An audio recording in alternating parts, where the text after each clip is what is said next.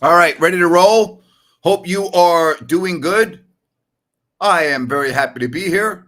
Ryan is not on tonight. He did a show earlier today. You can go and check it at your convenience right here on If You Don't Like That. What do you want to talk about today? You want to preview the game tomorrow with the United States and France? What do you think? I don't know what to expect after watching the United States and Serbia, where the U.S. was very fortunate to win. I don't know what to expect, but I am expecting the United States to be going to their beautiful five-star hotel tomorrow after the game with gold medals around their neck. That's the one thing I am expecting. Now, how the game goes, gosh, I really don't know. I don't know how the game goes. I do know that Team USA should win this game, and they should win the game comfortably. But I said the same thing before the Serbia game, and look what happened. They were very, very fortunate to win that game. Very fortunate. So we can talk about that. Sha'Carri Richardson, boy, what a final leg. I mean, wow. What an anchor leg in the 4x100 meter relay for the U.S. I mean, you want to talk about a runner putting on the afterburners? Oh, my God. That was amazing. Sha'Carri Richardson was way behind the pack when she got the baton, and it was as if she was shot out of a cannon. Unbelievable. So if you want to get in on the program, you can do so. Well, Dave, I appreciate the fact that you're addicted to my show. All right. Curry deserves the MVP if the U.S. wins. Why do you say that? Why do you say he deserves the MVP? To me, a guy that I got on quite a bit. I got on him quite a bit before the Olympics was Kevin Durant. And I think Durant's the MVP. All right. You have a great store rant? Well, let's go. Why don't you call the show? I'll put you on. You can rant. You know? You want to get on the program? Come on, Original Cap. Let's go. Call the show. Let's do it. Make my weekend. Get my weekend off to a really good start. Yeah, make it happen. Make it happen. Make it happen. I mean, I will just tell you, I love rants from my viewers. Love them. It's great. And I'm going to start a new feature in September as soon as week 1 of the NFL rolls along, where you're going to be able to choose a rant from me, and I will just, let's go, and I'll do my rant. That's going to be part of our show each and every day beginning in football season. All right. Hey, Grant, so nice to finally be able to comment here when the show is live. I now have Friday nights off. I usually listen to your show at 1 a.m. when I get off work. Great show, Grant, from a big Knicks fan. Well, you got to be happy if you're a big Knicks fan. And by the way, thank you very much for your support. I greatly appreciate that. And I'm very happy that you're able to join us live. And if you want to get in on the program, well, I invite you to do so. Here's the caller link. All right. It's very simple. There's the link. Or you got the QR code above my shoulder, but there's the link. And you click on that link and you'll be able to call the show. And I'll put you on with me. We can talk about whatever you want. Don't be bashful. A lot of people go, oh, I'm too scared to go on with Grant. He's going to rip me. He's going to know. Like, just come on. Let's go. Let's get on the program. All right. Let's get on the program. All right. Oh, yes. Grant, can you give an update on the lawsuit? We are currently waiting for the federal judge in the Eastern District of the Sacramento Federal Court to make a ruling on summary judgment. So what summary judgment is, and by the way, I'm learning a lot, so bear with me. A lot of you know more than I do when it comes to legal matters because of maybe your profession or your line of work or whatever the case may be, or your education. So all of the discovery, right, all the depositions, all of the fact finding, all of the witnesses, that then is put into a written form where each side makes their argument. And obviously, my attorney, who I think has done a phenomenal job, Matthew Ruggles, I think he's done great. He and his two brothers have been great. Todd and Adam, they're paralegals. But I'll just tell you that I'm very happy with the job that my attorney has done in preparing for summary judgment. And we feel we have very strong arguments to send this case to trial. And I'm hoping to find out any day that we're going to trial. But you know what? Time will tell. Time will tell. All right, let's get to some phone calls. Sean, I see you're on the box. Let's see if we can get you on, even though there's no picture. Can you hear me, Sean? I can hear you, Grant. Can you hear me? Yep, go right ahead, buddy. I've kind of been back and forth on Team USA. So they shouldn't have fallen down to Serbia as bad as they did, but they still overcame it. And I think one person that I was against when the Olympics started, because he's not a good player in the FIBA setting, is Embiid. He totally flipped my opinion on him in one game. Do you agree or disagree? I haven't watched every game from start to finish, so I will just say this. The roster is basically an all-star up and down the bench, right? So the starters are all-stars, the reserves are all-stars. Right. So would you not think that on any given night, Steve Kerr can go to the bench and that player is going to deliver, like Bam Adebayo did earlier in the Olympics, right? Or, Jason Tatum hasn't played in 2 of the games, but when he plays well. Right. I can go on and on. I guess the question I'm going to ask you in response, Sean, how can you go wrong if you're Steve Kerr with a roster like that? I didn't like his rotations to begin with, like the exhibitions and whatnot. I mean, we almost lost to South Sudan. Yep. His starting lineup was terrible. Durant bailed him out. So I think the USA is winning in spite of Steve Kerr. I don't think they're winning because of Steve Kerr. Like you said, he has an entire roster. Tatum is the 14th man or the 13th man, and he's first team All-NBA. But you can't it's play one of the most loaded teams. But you have to admit, even you, I mean, you're very astute, obviously, in what you're talking about. You can't play everyone. No, you can't. No, you need continuity and you need flow. And I agree with his stance that every game is going to be different. Like, there are certain games where teams play smaller versus France. I don't know how much Rudy Gobert is actually going to play. I think he's a defensive liability, and teams go small. They run him off the court, and he's not good enough offensively to punish any team that goes small. So when you say he's a defensive liability, we're talking about someone that's been a multiple defensive player of the year in the NBA. You understand how that statement sounds, right? I understand that. I mean, he played 3 minutes in the last game. Like, he's benched by his country's coach because I think Rudy Gobert is a great regular season player. I think he's maybe a top 5 defensive player. That's not the issue. International play, when we can literally have LeBron at the 5 shutting down Jokic, Gobert is not going to smell the floor. I'm just telling you, just kind of what I'm seeing. It's a great point. It really is. It's a great point.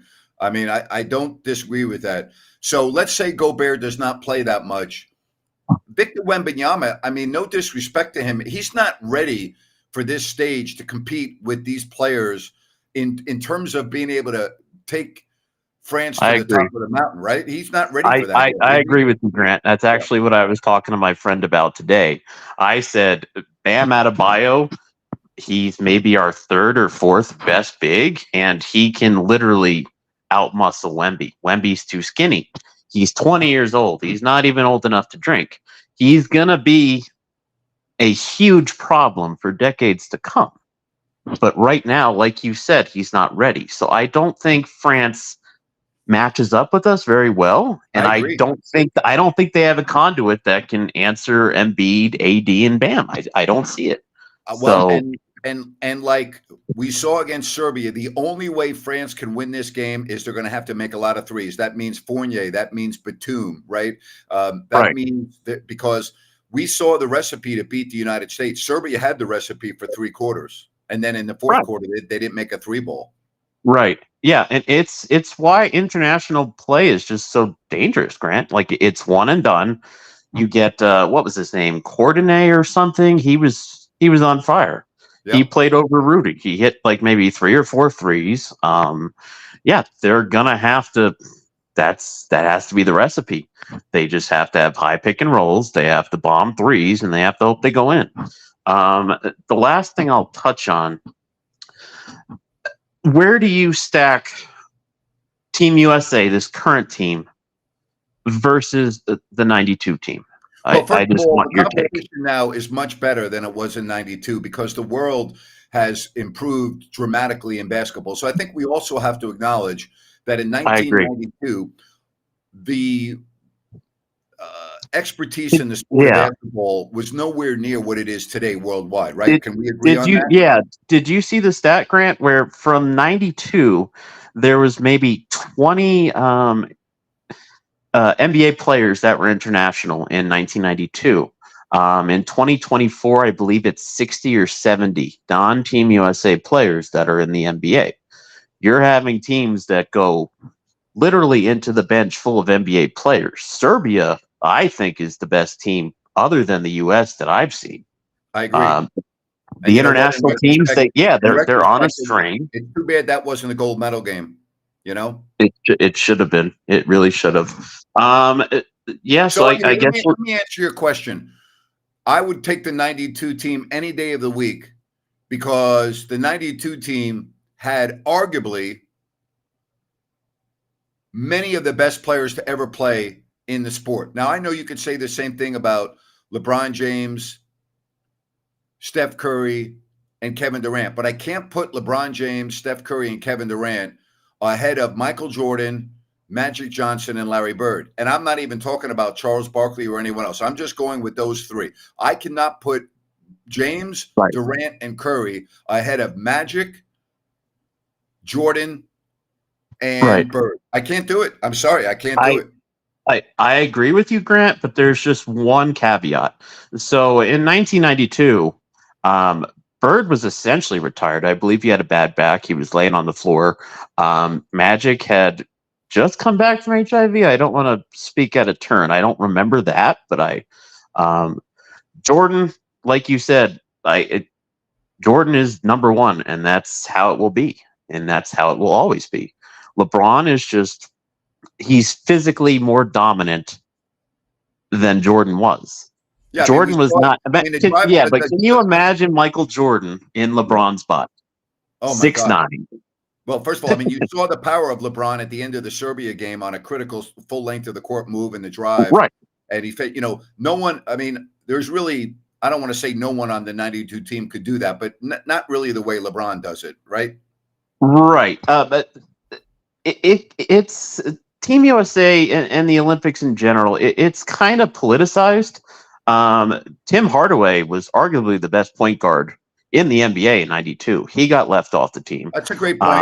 Isaiah Thomas got left off the team. Isaiah Thomas got let off the team too. Yes. He didn't get on the team. And Christian Laettner made it over Shaquille O'Neal. So, I mean, it was a political game. The team was still loaded. I don't think Dream Team 2 in '96, I don't think they get enough credit. That roster was arguably almost as good as '92, if not better. Well, but no one, yeah. But I think most basketball historians, and it's subjective, would say that the roster that Team USA had in 1992 was the best roster in the history of team basketball. I would agree with that. Just given it was different in Barcelona. I mean, they were rock stars. It changed international because before '92, it was all amateurs that played. And I believe we got waxed in '88 or maybe '84. And it actually came to the point where we needed to get professional players in to medal because we were getting embarrassed on the international stage. I think the world is catching up to us, Grant. Well, the world is catching up to Team USA. And I'm going to tell you, Sean, I think this is the biggest issue. The other teams that we're talking about here, Serbia, France, Australia, Canada, all of these teams take non-Olympic years very seriously. Team USA doesn't give a damn about non-Olympic years. They can say they do, but last year was a perfect example. They didn't even medal in Manila, the Philippines, at the World Cup. So, I mean, really? I mean, think about that. The United States did not finish first, second, or third. Why? Because they don't take it seriously. And what happens is they don't have the cohesion. They don't have the chemistry that many of these other teams do who play together on a fairly regular basis. This team was just put together. Right. And pardon my French, Grant, but we sent JaVale fucking McGee to Tokyo. I know. JaVale McGee is not an Olympian. So I'm sorry. It's a joke. Yeah, we don't take it seriously at all. No, you know what? You made a great point. I really appreciate you joining the show. You brought some really good things to the table. Thank you, Grant. I always appreciate just good basketball convo. Keep doing what you do. You're the best, man. That was great conversation. I really enjoyed that. That was really good. If you want to get in on the show, it is very easy to do. And I've given you the links and everything else. And again, I would love to have you join us right here. Again, if you want to get in, let me give you the link again for the show here. There it is. You also have the QR code above my shoulder. So that was great. Sean brought up some great points.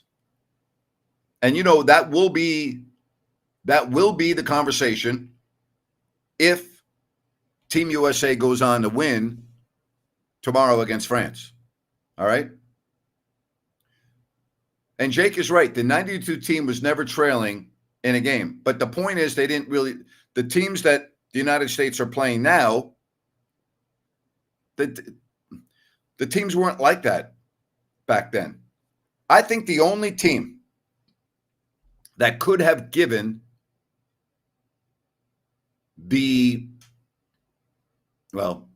I will just say this. I've had a lot of conversations about this with Vlade Divac.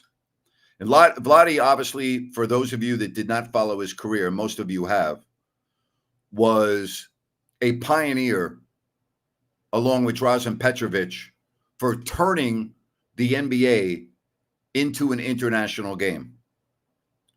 They really were at the forefront. There were a few others, but they were really the ones in the late 80s that left Yugoslavia and entered the NBA. And then you had the war and the Civil War, and you had really horrible period of time in that region of the world. Horrible. And Vlade and I have had this conversation, and he feels that had it not been for the war and Yugoslavia had remained a country instead of being divided, that they would have won a gold medal. That country, they would have beat the U.S. and they would have won a gold medal. And I got to tell you, I don't know if that's just wishful thinking on Vlade's part, but when you look at the players in that era of basketball in the 90s that came into the NBA following Vlade and following Drazen Petrovic from Slovenia, Croatia, Serbia, right? All of those countries, Montenegro, well, it was Serbia, Montenegro back then. Think about that. Think about the players that came from that region of the world, and had that stayed a country where it would have been the Yugoslavian Olympic team, that would have been something to see. All right? That would have been something to see. But we'll never know. But Serbia, look at what Serbia did to Team USA the other night. And by the way, I reached out to Vlade, who is in Montenegro right now, because I made a comment after the game on yesterday's show And then I talked to Baki from Serbia. And I said that this is the greatest, and I'm not a historian of Serbian sports. I don't know the history of the country as it pertains to bad losses. But I said that this has got to be the worst loss in the history of the country in any sport.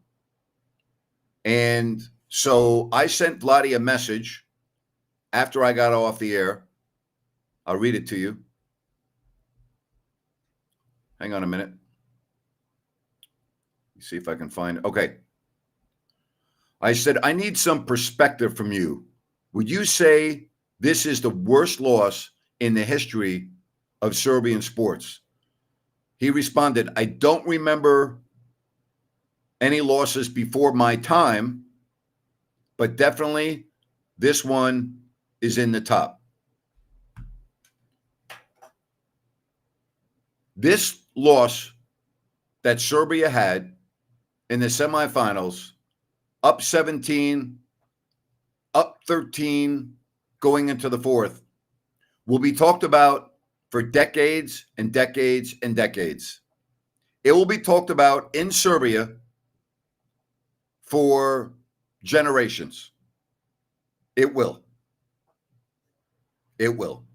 Because when you look at the history of basketball, when it's all said and done, and that country has put out some phenomenal basketball players, Nikola Jokic will go down as the greatest player in the history of Serbia.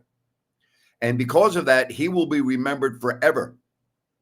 And I will tell you that Vladi, who is in his mid-50s, when I walk around either Serbia or Montenegro with Vladi, I am amazed at the people that come up to him, but not just the adults. I'm amazed at the children that come up to Vladi. And I'm talking about 6 years old, 7 years old, 8 years old, 9 years old, that know about him, know who he is, okay, and want their picture taken with him. They want their autograph. And they're not being told by their parents. They know it's Vladi, and they come running up to him. Now, think about that. Vladi has not played in the NBA. I think his final year was roughly 2006. It's freaking 2024. I was with him in 2023 over in that part of the world. Now, think about that. 2023, his last year was 2006. We're talking about what, 17 years? And we've got kids that weren't even born yet, not even close to being born, coming up to Vladi because they are like among greatness. It's unbelievable. It really is. Amazing. Says Yugoslavia would be winning endless gold medals if it had stayed a country. I don't disagree with that. I don't know if I would say endless, but they would have at least one, probably two. I mean, if Argentina can win a gold medal, and no disrespect to that team in Manu Ginobili, I can tell you Yugoslavia would have won medals that were gold. No doubt about that. All right? Baki is watching. Your knowledge of geographic history, sport, and then knowledge of the sport in this small part of Europe. This is the biggest respect I think I will ever give to somebody. Well, I really appreciate that. Thank you. It's why I love traveling so much, Baki, because I like to learn different cultures, and you can't learn different cultures from a textbook. You just can't. You can't learn broadcasting from a textbook. You learn broadcasting by doing it. You know, I can't learn a culture by watching a movie, although it would give me some insight. You can only learn a culture by going there and talking with the locals and getting in hour-long conversations about what their life was like, what it was like during the Civil War. I mean, I've had numerous stories with Vladi and Peja and other folks from that region about what that period of time was like.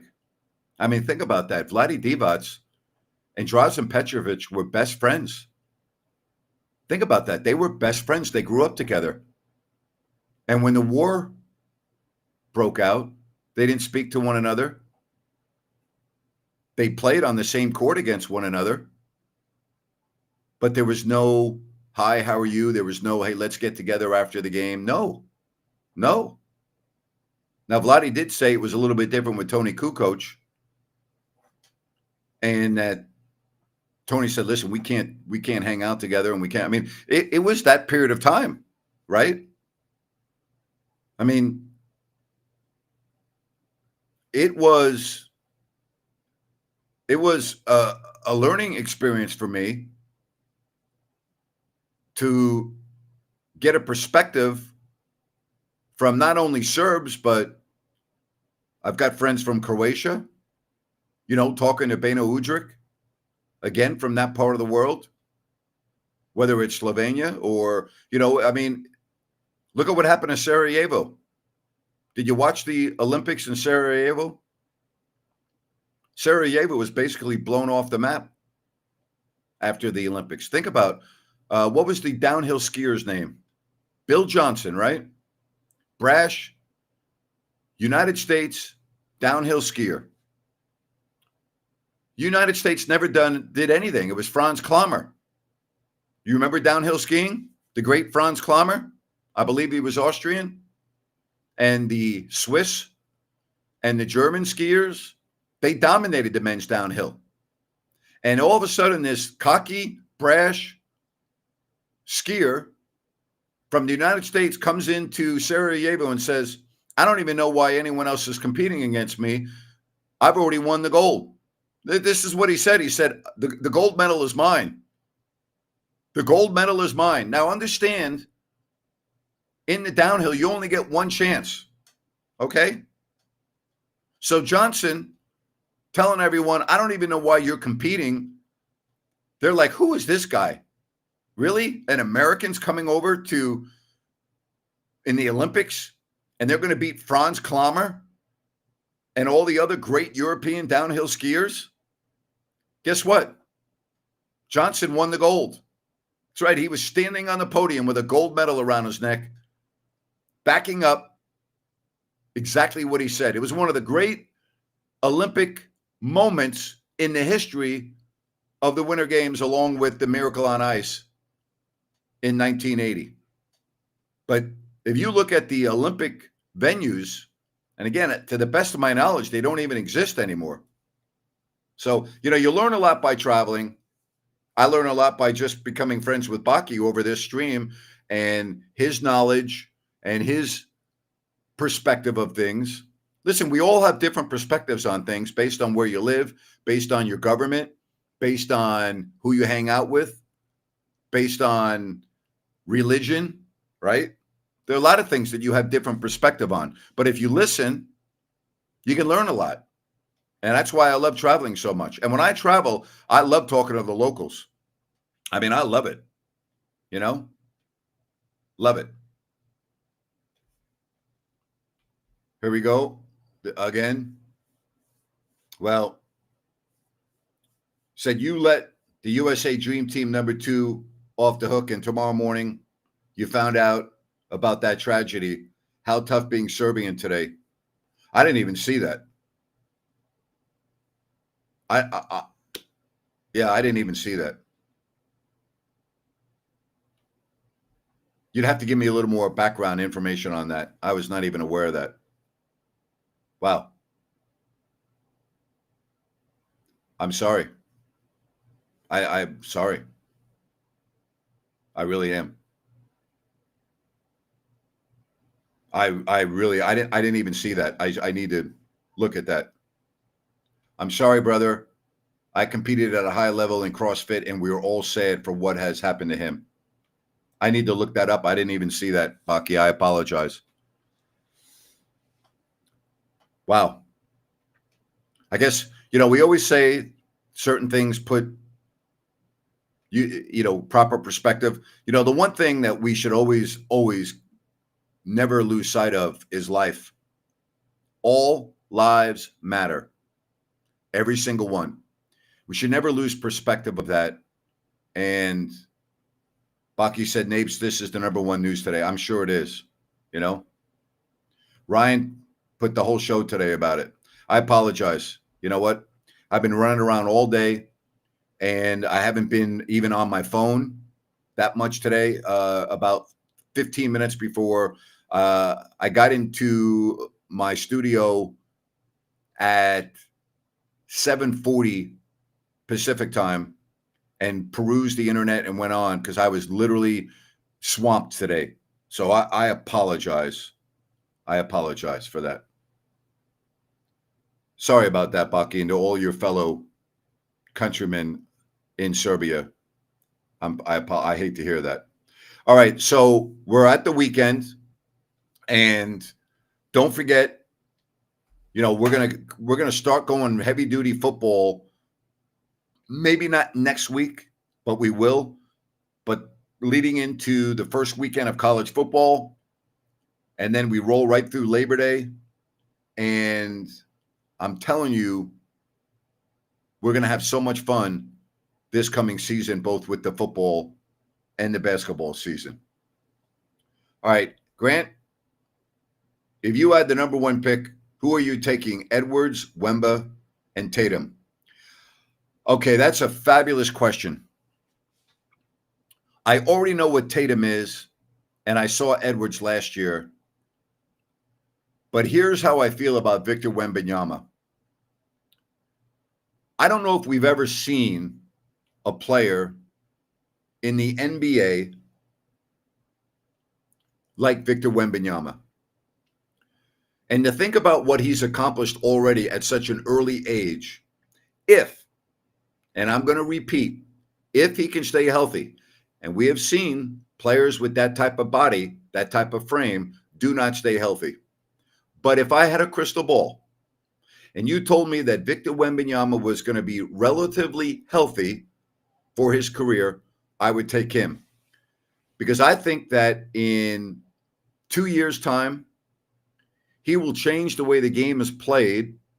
And when you play against San Antonio, you will have to strategize differently than against any other team in the NBA.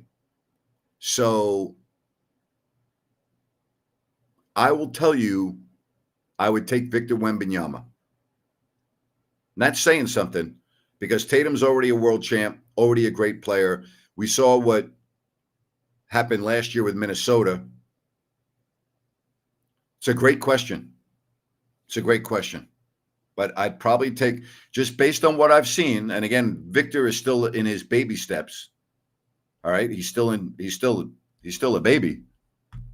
Could you imagine what his productivity is going to be like in 2 years, in 3 years, in 4 years, when he starts to enter his prime, which, by the way, is not even close to his prime? Can you imagine what that's going to be like? Man.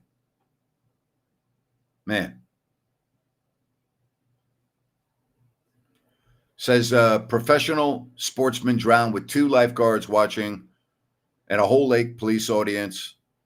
A giant lawsuit is going to shut the CrossFit Games. Can you imagine that is possible to happen? In the day and age that we live in, it seems like anything's possible. It seems like anything is possible. But yeah, that is hard to believe. All right.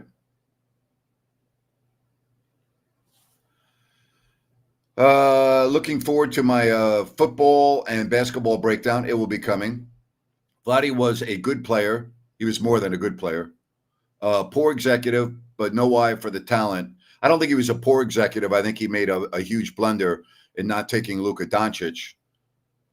I don't think he was a great executive, but I don't necessarily say he was a poor executive. I also know some things that you don't know that I'm not really comfortable talking about right now. But I would also tell you that for a period of his tenure, he was doing his job with handcuffs on. I'll just leave it at that. All right.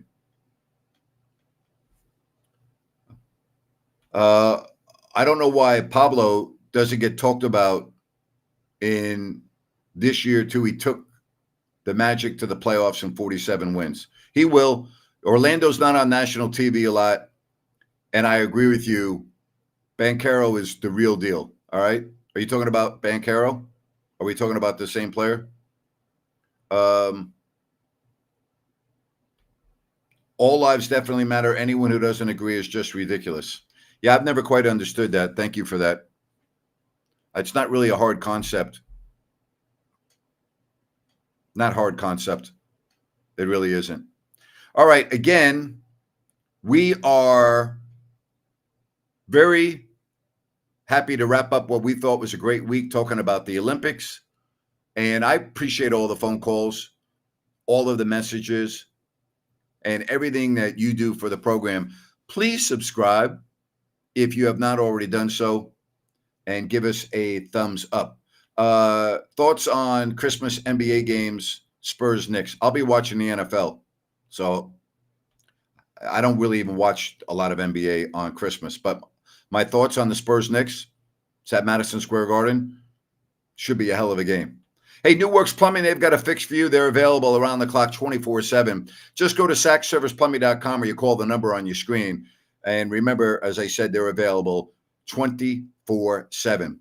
New Works Plumbing, they've got a fix for you. And don't forget about a great place for your brunch tomorrow or Sunday at Bennett's, Sacramento, Roseville, and the Westside Grill in Rockland. Prime seafood and steak at Bennett's. Just go to bennettsrestaurants.com to make a reservation and more. That's bennettsrestaurants.com. And I always like to tell you about Sunrise Landing. And if you go to CalusaSunrise.com, you can check out everything that they have to offer from Blazona Development. This is the newest residential community in Calusa with 6 homes. I should say 6 models to choose from, various lot sizes, great location adjacent to the Calusa Golf and Country Club, great access to the major arteries like I-5, Highway 45, Highway 20. And if you go to CalusaSunrise.com, you will get all the information you need about Sunrise Landing. On that note, all right, on that note, we will wrap up the week. Again, thank you very much. Thank you very much. Greatly appreciate you all. Have a fabulous weekend. Stay safe, everybody. See you Monday right here on If You Don't